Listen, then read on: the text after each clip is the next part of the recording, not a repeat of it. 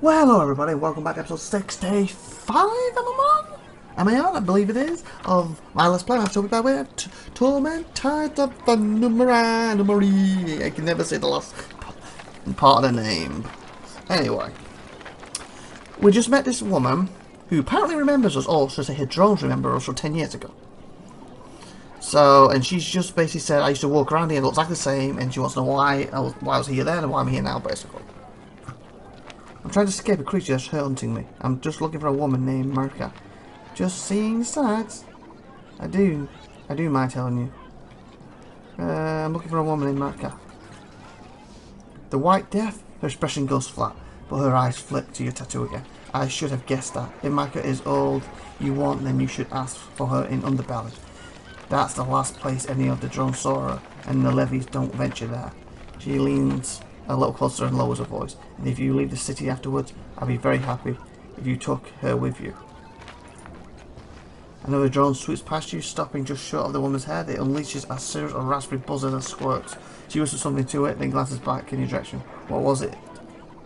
What was it you wanted? She turns her face back from the drone. Something about her profile strikes you as familiar. In that moment, she looks so much like the ghostly girl. That's the woman! That's her. Remember, she said that she's in a leader position. She's staying at the council. Ghostly girl you met in the fifth eye. That they could be the same person. No, this woman seems 20 years older at least, so she survived. Saying, what's the building behind you? You look like someone I met in the fifth eye. She laughs aloud. In that moment, her voice is clear and rich, like that of a much younger woman or even a teenage girl. Was she scared, peltless, wedded to her blade?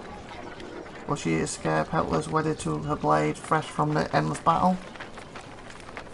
I've never seen you laugh before. My comment made you nervous, didn't it? I wouldn't insult you that way. The woman I saw was a younger version of you. She was young, with a chorus of whispering voices all around her.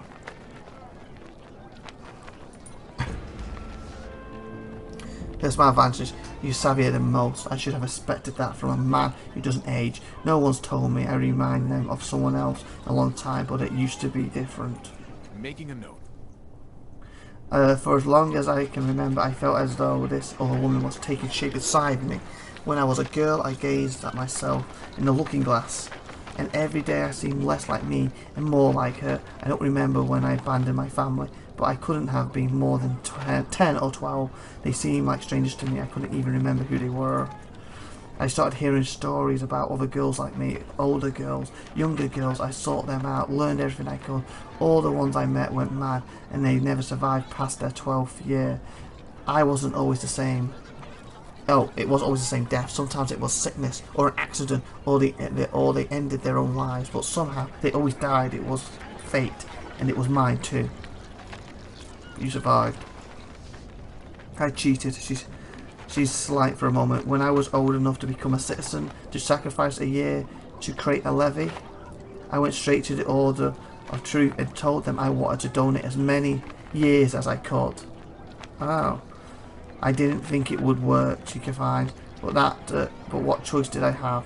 When they started taking the first few years, and I aged closer to 20 each time, I thought I would die.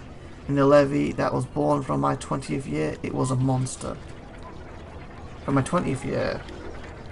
Oh, okay. 12th or 20th? 20th. I think it's 20th, isn't it? So basically when they hit 20 they die, and basically because you gave that life up, it was a monster, that monster had killed you. They tried to make me stop, but I refused. I made them go on. I burned through my 20s and beyond. With every year I lost, I felt that other woman inside me weakening, bleeding, dying. I laughed as they burned the years away. When I walked into the Order of Truth, I was a teenage girl. When I walked out a few hours later, I was a middle-aged woman, but I was free. Wow. So how old are you really?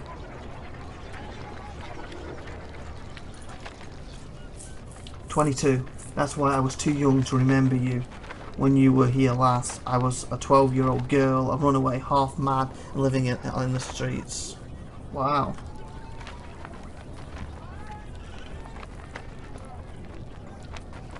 How long has this been happening to women in the city? Centuries. I think the earliest reference I could find was around the time of Chilla, but it probably goes back even further. There was our own priest about 80 years ago. He thought he made a name for himself by discovering the cause. He found that it only affects women in sagas, never in the outlying villages. He thought it might be caused by some kind of pneuma. I was thinking that.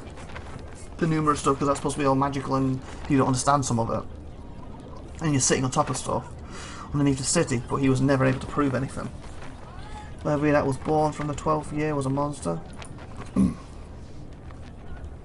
It was death, not death the way it's personifying stories, but death like it really is. A bloated thing with featuring sores, vomiting blood and pus and excrement from every orifice. Even the Urim priests were terrified. They burned it to a pile of ash. Wow. So that's something else. I'm glad I finally told someone. Easier to tell strangers such things perhaps. Saying to your drones. They carry my orders to levies all over the city, and they bring reports from the levies back to me. She reaches out a hand and one of the drones buzzes something unintelligible. A few years ago, the Urim priest found them buried underground and brought them back to life. I learned their language, so our conversations are safe from prying ears. It's in the building behind you. Frowns. How is that you don't recognise the seat of the government? I know you lived here for a time. To tell you the truth, I've lost my memory. Too focused on my studies, I guess. I asked a question, didn't expect one in return. Lost my memory. You've lost more than that. I've seen images of you through the eye of the drones. 10 years ago, you moved differently, carried yourself like a king. In a steadfast, you've lost your soul. You gained one. I don't mean to be harsh. She gives you a faint smile. Thank you for being honest with me. She waves a hand at the doors behind her. The council meets in there, a representative from every slave family and from some of the guilds, depending upon who's in favour. Hardly anyone goes in though. The doors through. They're just formality. Most people have other ways of getting inside and now. This one before, what is it?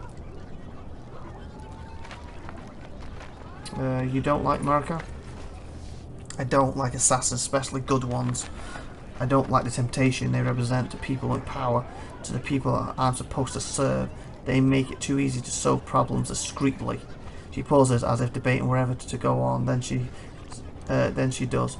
I don't like the fact that whenever I scratch the surface of a wound in the city, it leads back to someone with a tattoo like yours. Wow. What happened before? They say it's a ship built by ancients to sail the void between worlds unknown. Now the crag grips its tight like an old husband holds his wife, and it would never sail free again. Yes, I don't know. I'm not a levy myself, but I command them. What levies? She gestures at the two brilliant smiling men to her left and right. They look like identical twins. Soldiers in the council serve. They keep order in the city. Her lips purse briefly, but she continues. Every citizen is required to raise a levy for its defence. Prices a year of their lives. There is to keep every district safe. No, she frowns. Underbelly lives under its own law. Cliff Edge lives under no laws at all. So Underbelly got its own laws, and Cliff Edge has no laws. And they protect everything else. And then who does? A man called Folsom. She hesitates, giving you a praising look, then leans a little closer. When the council decides that something can only be accomplished by alternative means, they go to him, and he finds the right people to help. In return, they let him do as he likes in the underbelly. Don't you send any levies to Cliff's Edge? The truth, she glances at the door behind her. The council fears the Mavran, the criminal boss of the Bloom. Her power in the city is getting stronger, and she's always had support in Cliff's Edge. I'm not allowed to send patrols there anymore. They didn't tell me why, but I can guess they're showing the Mavran that she can do as she likes in Cliff's Edge. How are levies raised? When he lives in the city, becomes a citizen at 16 years of age, or the equivalent, if they're not human. There's only one requirement. They step into a machine at the order of truth. and it takes away a year of the citizen's life. Uses that year to create a levy. She lowers her voice, seemingly for the benefit of levy standing beside her. That 1 year all levy gets. When it's over, they die. Praised again. Levies seem awfully happy. Smile, pleasant demeanour could have 100 explanations, yet this whole city is fueled by them. She shakes her head. I know the levies are better than anyone, so the truth is plain to me, though. I'll be lying if I claim to truly understand them. Should levies unhappy? It only seems so. Their faces are flat, unreadable. They're not. I have other questions. Go on. Done everything. Farewell. Okay.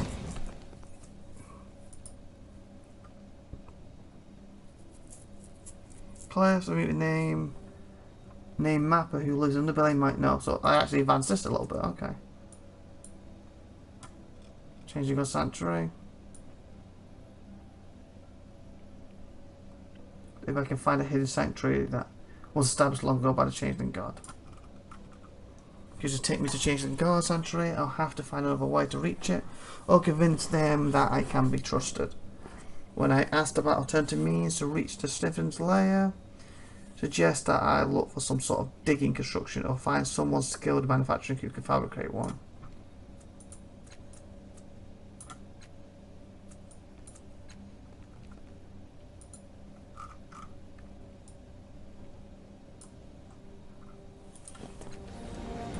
All right.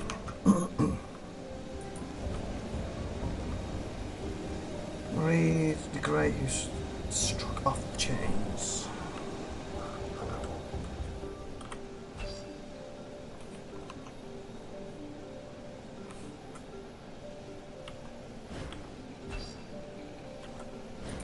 It's a plan. Just piled against this building as if someone was just sweeping the square each day and leaving it all here. Yes.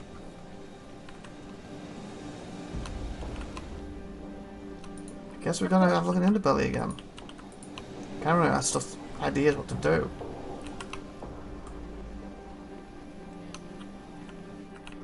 So Underbelly's probably easy this way, isn't it? Now. What's this place? Oh, the Underbelly's right there. Let's go all. Have I been in here? There's a truth. I'm not actually sure if I have or not. All right. Let's check. Or is this where his buddies are who's helping me make stuff? Oh, it is. I have it here.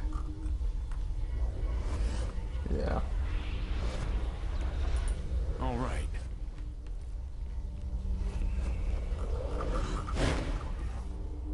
Holy fudge. We're gonna stop messing with stuff. Let me save.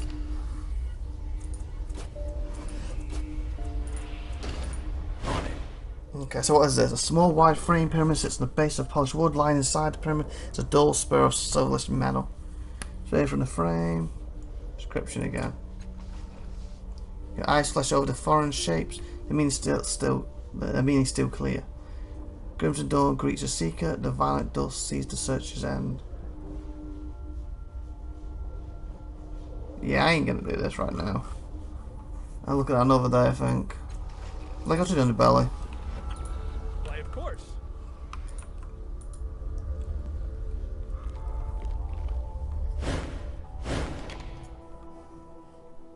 Because talking about I need some kind of big equipment or something. I've been all over. I found any of that. Done right.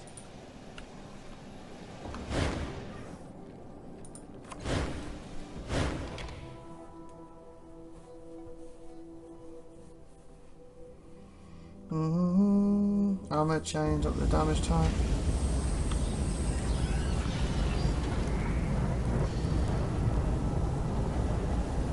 Tunnel.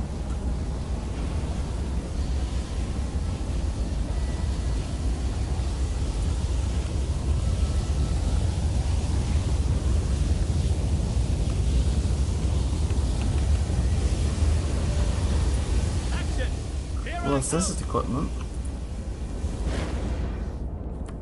Master Foreman, the construction looms over you, frozen mid-step.